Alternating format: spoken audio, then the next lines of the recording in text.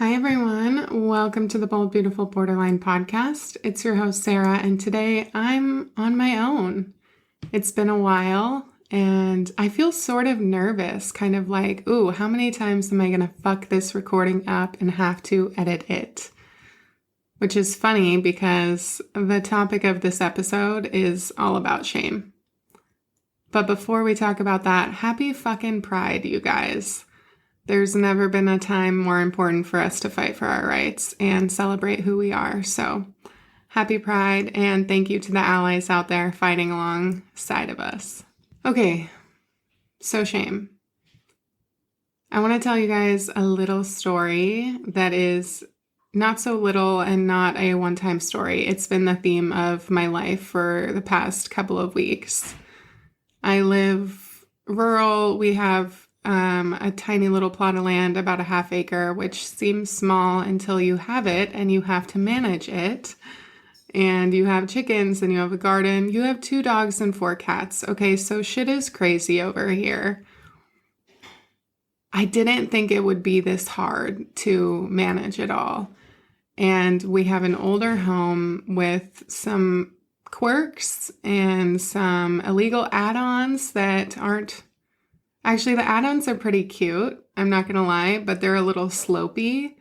And slopey right at sea level means sometimes you've got more spiders than you would like, or water bugs, or whatever. Not that my home is infested with bugs, that's not the case, but I don't like bugs. I don't like seeing the occasional water bug or pill bug or essentially like roly-poly bug on my floor. I don't like that. It makes me feel icky. It makes me feel dirty. I was raised in a home that, looking back now, seems pretty sterile. Like, all of the rooms are the same color. Every room in the house has the same carpet. There's little art hung. I mean, there's some art hung, but not like our house where there's art everywhere. So I think I had this idea of what having a sort of like family home would be like. Like, I owned a townhouse before in the city that I never considered a family home. My ex-wife wasn't around. I was there on my own. I was young. I was drunk, whatever. But I think of this as kind of like a family home, and I have built these expectations for what that means. And my expectations and my reality are not the same. I pull up to my house and I feel like I see weeds everywhere. Even though, like, my husband mows the yard and we weed whack and, you know, all of those things. But I see weeds in the cracks and it makes me feel like I am a raging piece of shit who can't get it together and like have a pretty life. And I've been so tired lately, and then I walk in the house and I see, because there's art all over the wall that can be sort of like overstimulating to me, and then I see dishes in the sink, and that makes me feel like I'm a piece of shit. And then I see the laundry that hasn't yet been put away, and that makes me feel like a piece of shit. And then I hate myself, and I hate my husband, and I hate my life, and I hate this property, and I wish I'd never bought it. This has been happening every single day, and it's really painful. It's something I've had to talk a lot about in therapy, and my therapist has been saying, ask yourself by what standards you are comparing your life. Who is setting the standards for you? And so one of the things I've had to sort of figure out is like, well, who is setting the standards for me? If I'm basing the standard of my life from the family home that I grew up in, where I wasn't raised with 2 parents with ADHD or 2 parents with mental illness or 2 parents who were working 2 jobs and had, you know, X, Y, and Z. Like, things were different for my parents than they are for me. And our personalities are different. And so, like, the house did look different. It was, you know, easier to clean because there were less things to get dusty, or, you know, there wasn't 2 dogs and 4 cats. There wasn't a half acre. The front of the yard wasn't a giant garden. On grass, by the way, and not gravel, which also makes me feel like a giant piece of shit because all I see is the grass and not actually the things that I'm growing, and it drives me crazy. But Sarah, by whose standard? It can't be by these freaking Instagram influencers who do nothing but garden for a living. It cannot be like that. It's like emotionally very painful for me to recognize that I've built this sense of self upon someone and something that is completely not me. And of course, there's that borderline thing, right? Of like unstable sense of self. Well, if you're trying to develop an identity on the identity of those around you, when you don't quote unquote measure up, of course you hate yourself. Of course you feel shame. I'm like starting to put the pieces together here and I'm realizing, oh, my shame really is kicking my ass. Like I thought getting sober would make this easier. No, I have more feelings of shame now than I ever had when I was drinking. Because that was just a mask for it.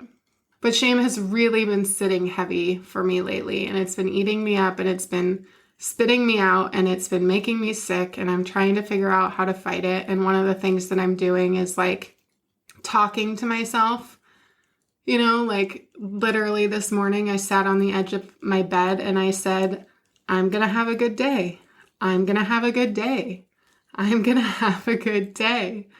And I think I repeated that to myself like 7 times before I finally let myself stand up because I was not feeling it. Like it was one of those mornings where like yesterday morning, awesome, out of bed at 7:30, moved my body, like didn't need coffee right away. And then this morning was the exact opposite where I have to talk to myself and tell myself I'm going to have a good day.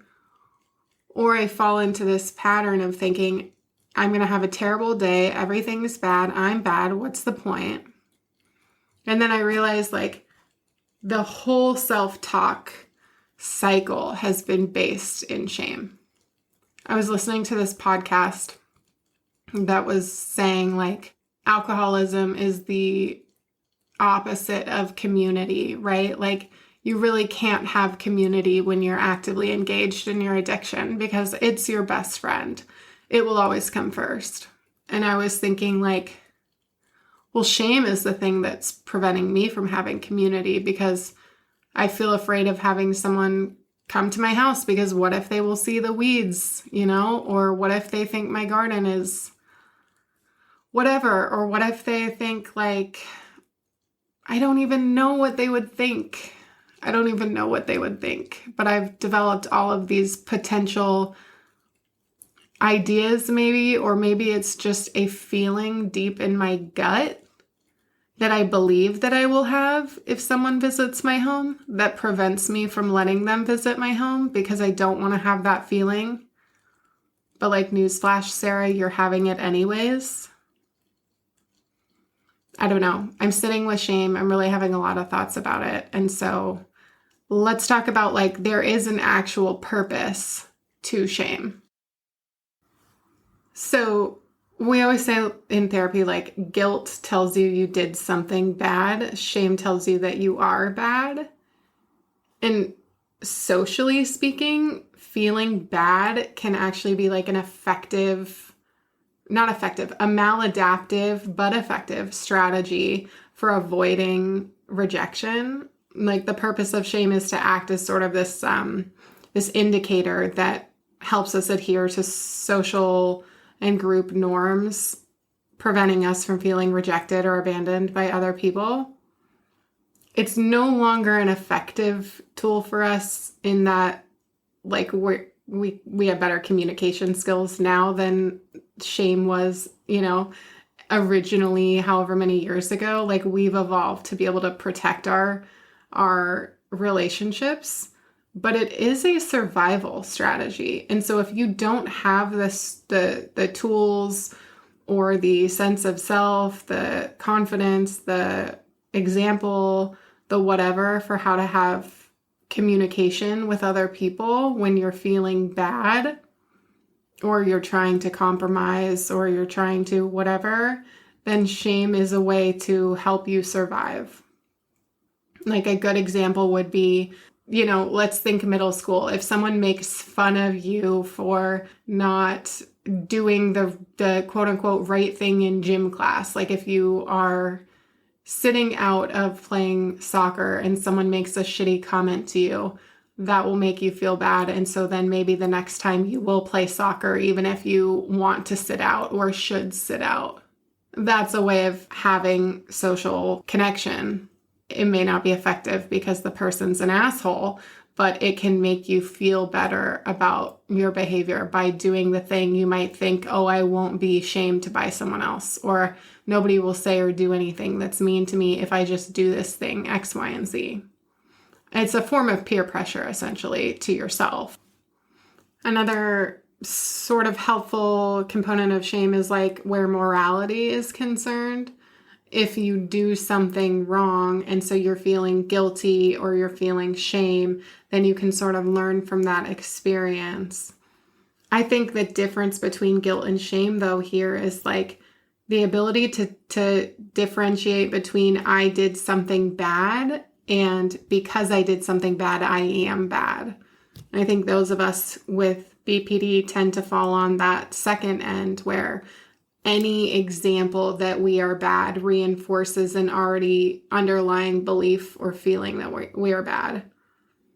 And so shame can be all encompassing in that even if you repair or fix or apologize, atone, whatever word you want to use for the thing that you did wrong, you still may feel bad about yourself, or you still may feel like you are bad. For me, it can be kind of like no matter how many good things I do, I still feel bad about myself. I still feel like I am bad. And I recognize that I experienced a lot of sort of like fear about getting in trouble growing up. And that kind of like fear-based environment led me to believe that I was bad because I would get in trouble or I would do something that would upset my parents. And I think that sometimes there was an exaggerated response by one or both of my parents to situations that really warranted more of a, like, I want to understand why you made that choice, Sarah, instead of why did you do that bad thing, Sarah? Those are very different responses. And I think being raised in an environment that is fear-based, even if our parents didn't intend to do that, and I fully believe my parents did not intend to do that, it can still result in this lifelong experience of shame. And not to go down a rabbit hole here, but I do think let's take a jump down the rabbit hole around what is a fear-based environment. There's like 5 components of a fear-based environment, and this could be in school, at home, in a relationship, just any kind of environment that you're in. The first is punishment instead of growth. So that example of when mistakes are met with like blame, ridicule, or punishment. In those environments, there's not as much opportunity to like learn from your mistakes or to practice being vulnerable or, risk-taking even. Fear of taking risk because you're afraid of the negative outcome. I know for me, I hid a lot of shit growing up. Like, I have, my mom, if she's listening, will say about that one time she caught me sneaking out because I put a pillow under my blanket or whatever. I did not get caught sneaking out the night before, okay? But I did get caught that night. It's true. But as a 31-year-old, I'm not afraid to admit now that I spent a lot of time lying growing up because I was really fucking afraid of getting in trouble. Really afraid of getting in trouble. I would lie about what I was doing at school. I would lie about what my friends were doing. And in retrospect, all of the things we were doing were like really normal child things to do, appropriate teenage things to do. I think I was drinking a lot more than the average teenager and blacking out a lot more than the average teenager. So that, hiding and lying that in that way did not benefit me, but I was going to do what I was going to do there regardless because addict. But that constant fear of getting in trouble makes it difficult to grow. It makes it difficult to learn from your mistakes because you're like, I can't make a mistake. Or if I do make a mistake, it cannot be found. The next component is control. So in an environment, there's generally a kind of like central point of control, if you feel me. Like one person typically has control that the other people do not have. And rules are kind of like enforced through that control. I'm not going to say a lot about this personally. In this instance, or in this case, a central or misused sense of power results in a lot of fear about the person who may have the power. The next is lack of feelings of safety, like psychological safety. So a person might feel like they aren't safe to express themselves or ask questions, or in my case, challenge like the rules or unfairness. That would not be met with a sense of like emotional safety. And in this case, criticism can be really harsh, and praise is rare, or it's based on condition, like output or outcome, or how good you're being is how much goodness you'll receive in return. And that can be very scary to grow up in, right? It's unpredictable to know when you'll receive love, if love is based in, doing something or being something, and maybe the something is changed, so you're not sure how to achieve it day to day. That is really, it's scary. It's emotionally very damaging. The next is manipulation or threats. So if you're raised in an environment, or you're in an environment where there's like gaslighting, for example, or there's the threat of consequences, or guilt tripping even, that kind of thing can be used as like leverage for getting in trouble, or for being wrong, or for being bad. I'm hoping you guys are seeing the theme here of like all of these things can lead to shame, right? Like if you do something bad, or you are bad based in the environment that you're in, then you will simply feel bad about yourself, or believe that you are bad. The last component of a fear-based environment is like suppressing emotions. So when we are discouraged or even punished for having our emotions, that can be really scary. I know for me, I was always told I was too much. I was always told it doesn't matter how many times I tell you I love you, you're never going to believe it. You're too much, too happy, too excitable, too whatever. And that's been really damaging for me, because even to this day, if I were to like go to my family home, I would be excited to see my family, but also worried about how they would respond to me, because I know for certain, will bet money that I will overwhelm members of my family. And I know that because they tell me that. And I also know that I can be overwhelming. And so that's really difficult too, because to a person who's like quieter, more soft-spoken, more introverted, someone like me is very overwhelming.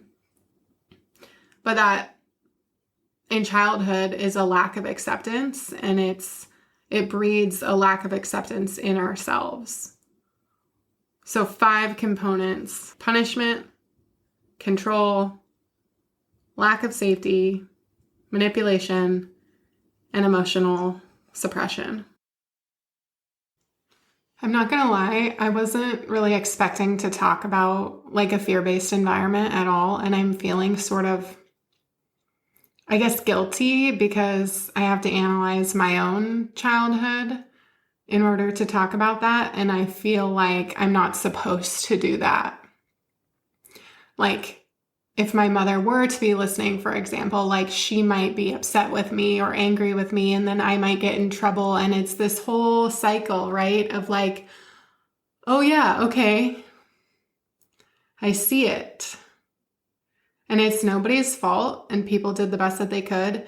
And yet I feel this deep sense of shame.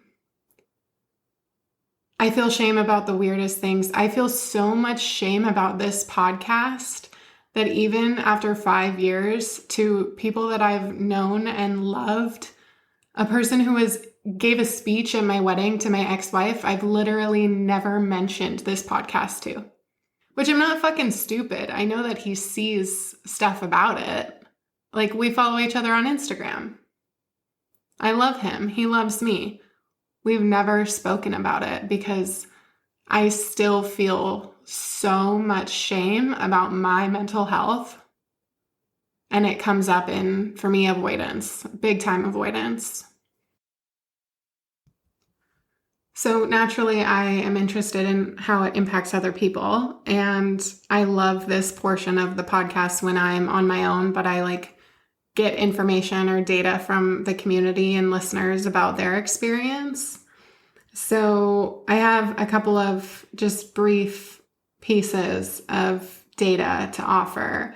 And I imagine people listening will feel the same. The first question I asked was, how does shame impact you? It stops me from doing anything. It results in isolation and self-deprecation. The next person also said, being afraid to try anymore. So there's a theme there, right? Of the lack of willingness to approach something because of shame. And I feel that there's so many things in my life I would have tried to do if I didn't feel like I fucking hate myself. There's so many things I would love to go do, but I'm so afraid to be in a room with other women that I won't go, or that I'll pay for it. I paid to take a new yoga class here in my town that I live in. I didn't go. I didn't go twice. I have done this with concert tickets, with camping events.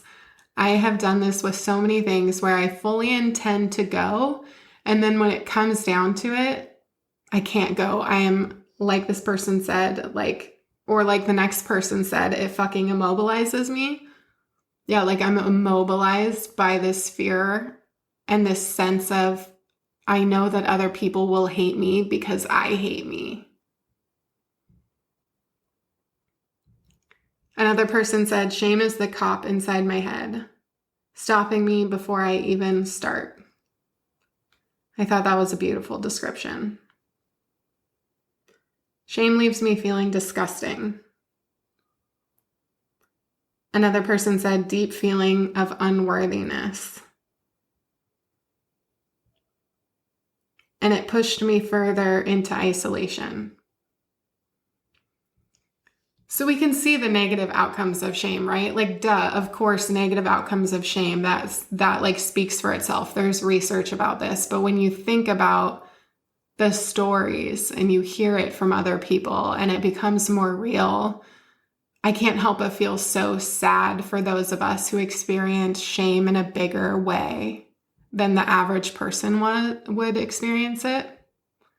I know that those of us with BPD just feel shame in this all-encompassing, overwhelming, it's going to drown me way that the average person just doesn't experience. And I think that is one of the things, if other people could understand how big the shame is, if other people could understand how much I hate myself, then they could understand why I've made some of the choices that I've made. But also, I feel shame, so I don't want to tell them that. The mean cop inside my head, for example, is Sarah, that's so cringy and embarrassing. Nobody gives a shit. Stop talking about how much you hate yourself and get up and move on. Yeah, we're out here trying. We're out here trying. So the next question I asked was, how are you coping with shame, or what are you doing to try to combat shame? Relentless authenticity. That's beautiful. I wish I understood how to do that. I think like I'm still developing a sense of self, and so it's getting a lot easier to practice authenticity, but giving myself permission to do that, especially around other people, is another thing. Like I love to silly dance in my home, but would I ever let myself do that in front of other people? I don't know. It took me a really long time to let myself start stimming and using fidget toys because in my brain, it was, that's childlike, don't do that. And now I realize, no, this is an ADHD strategy to cope with the world. And if you want to have good relationships with people, then you need to have a fidget toy with you. I was helping a friend of ours move, and we were in that terrible period of sitting down and eating pizza. It's probably the period that people like look forward to the most, but I'm just like, oh, I want to crawl inside a hole because one, people are going to look at me as I eat, and there's these like, years of eating disorder thoughts that I have been able to keep at bay, except for when I'm eating around other people. So that's really hard. But then two, you have to look at people in the eye, and I wonder what people are thinking and what they're going to say and how I should respond to be accepted. And all of that is just like so overwhelming that I shut the fuck down. But this time I brought a pack of cards with me because like my new stimming thing right now is shuffling. And I did notice someone kind of like chuckle and was like, you just pulled a deck of cards out. And I was like, yeah, it's helpful for my ADHD. And I was really fucking proud of myself for saying that. And as I tell this story, I don't think that she was trying to shame me. I think that she just thought maybe that's a weird choice of stimming. Like most people would have a fidget spinner or something, but I have a deck of cards. I don't know what she was thinking. But I was really proud of how I responded. The next person said, feel it, breathe it out, then do something healing and slutty to counter it. I love a slut, so I am fully in support of those strategies. The next person said something similar. I try to understand it. I try to acknowledge it. And I integrate it with my life. I wonder what integrate it with my life means to them. I'll have to follow up and ask. Therapy and homework from therapy. As a therapist, it's like the best feeling in the world when people do their homework because we like make thoughtful suggestions, right? And I don't expect anyone to do the homework. What you do with your therapy experience is totally up to you. I'm just here to be a guide, but when you do the homework, it's like so very satisfying. By killing my ego over and over again and being ruthlessly honest about where it's wrong and where it might be picking up on truth that lends it to an air of legitimacy, and then interrogating. Okay, so we're really dissecting it there. Sometimes I find that to be helpful, and other times I find that to be excruciating and like counterintuitive to my process. But I think if I am being honest with myself, I would really benefit from looking at it more instead of distracting or avoiding it. I think, like I mentioned earlier, alcohol was one of my greatest coping skills, not an effective coping skill, but a coping skill. And now that I don't have it, I feel so much more of the shame. And I mean, doing this episode is a way of dissecting it a bit more, but I think that I would really benefit from doing more of that and less distraction. Fostering safe relationships. I love this. I'm starting out on that journey myself, and I think I have one friend local to us that we made, a couple friend, but the gal in the partnership that I'm thinking of, I think that, yeah, I think I'm getting there. I think I'm building something really safe and it's really cool. And I feel proud of myself. And it makes me emotional just to kind of think about like how painful it has been to try to develop relationships, because it has forced me to feel all of the feelings I've avoided, all of the fear, all of the perceived abandonment and rejection, all of the what do they think, what are they saying about me behind my back when I leave the room, right? Like all of the trauma stuff. And so the fact that I'm practicing doing that and the fact that this person is practicing doing that, I think is a testament to wanting to fight shame and wanting to feel better and wanting borderline to not control our lives. And the last one, I talk myself through it. Nobody's perfect, and I recognize I'm a human being. Yeah, I mean, I think one of the things I struggle with too is like I say all of the time, when you have BPD, you have something that's bigger and feels badder, for lack of a better term. And I think that can also kind of like isolate me from the rest of my like human cohort that also feels shame. And when I think about my experience through the lens of it's bigger and badder, then I just feel bigger and badder. And I like this kind of concept of like just normalizing it